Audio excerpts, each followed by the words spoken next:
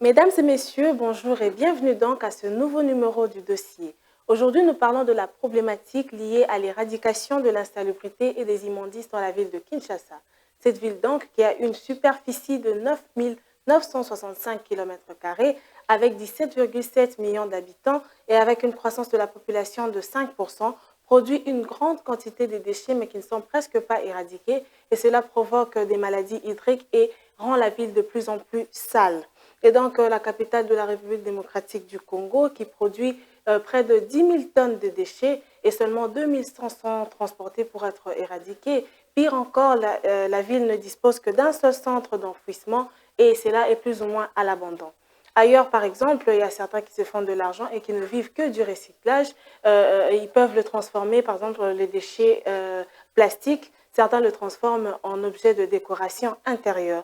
Cela peut aussi aider à créer quelques emplois dans la ville de Kinshasa et multiplier encore les opportunités de pouvoir s'en sortir sur le plan économique. Et donc, la population s'est plainte et y aura-t-il une piste de solution face à ça? Le dossier nous en dira plus. Suivez.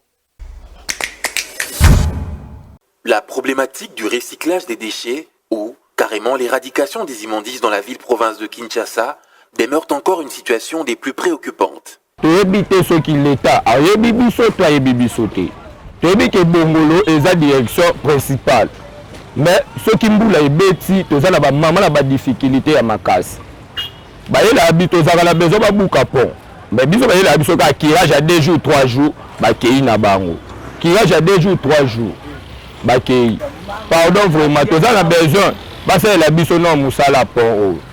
Il n'existe quasiment rien ou pratiquement aucune gestion digne de ce nom dans ce secteur.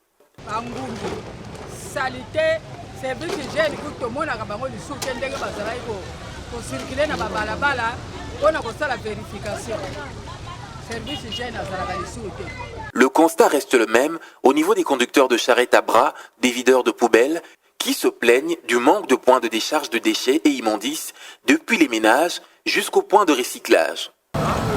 eza kaka tozoleka na pusu kobelaka matiti moto wana matiti na ndako abengi biso yaka okoti na ndako omemika matiti apres otia yango kaka na pusu okei na yango titititititi apres ça tokomi kaka na place tobwaki yango. Du côté des habitants, l'on se plaint et on craint la résurgence de certaines maladies hydriques dues à la pollution, aux odeurs nauséabondes de immondices déposés un peu partout à travers la ville. Que faudrait-il alors appliquer comme mesure en attendant une bonne prise en charge du gouvernement congolais comme c'est le cas dans certains pays voisins de la RDC? Il fallait Félix atindaka bato bakontrolaka babalabala ndenge mobutu azalaki kosala komonaka sutu kaka moto akoti na kati ya lopango aketi na wese kokontrole ti na nsima ya wese nesiko kontrole wana ezalaka lisusu. Des voix se lèvent à travers la population pour un retour de bon vieux Salongo, comme ce fut le cas dans les années Zaïre. Une réelle et meilleure politique de gestion des déchets mise en place par l'hôtel de ville aiderait à pouvoir éviter à ce que la ville soit livrée à elle-même.